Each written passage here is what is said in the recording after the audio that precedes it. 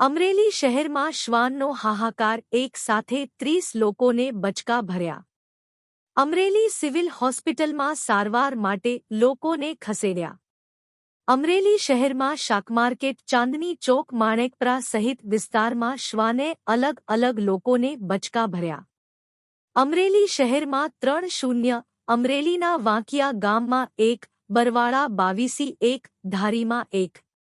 કુલ 33 જેટલા લોકોને શ્વાન કડતા લોકોમાં ભયનો માહોલ છવાયો. અમરેલી સિવિલ હોસ્પિટલમાં અલગ અલગ વિસ્તારના લોકો સારવાર માટે આવી રહ્યા છે. અમરેલી જિલ્લામાં શ્વાન કડવાનો કિસ્સો સતત વધી રહ્યો છે.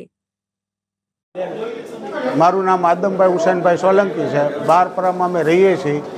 આજ અમરેલી સિવિલ હોસ્પિટલમાં અમે આવ્યા છીએ. 25 થી 27 જણાને કૂતરા કરડ્યા છે. મારા પપ્પાને કરડ્યું છે.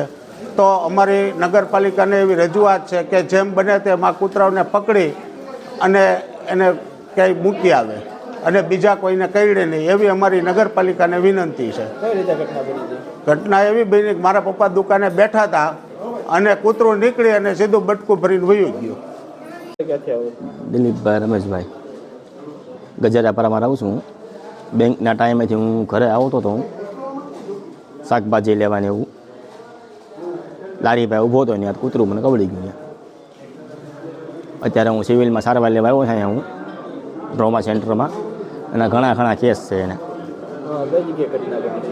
આ ઘટના બની શાક માર્કેટ, આપણે ખાટકીવાળો કે નાનો ખાટકીવાળો ત્યાં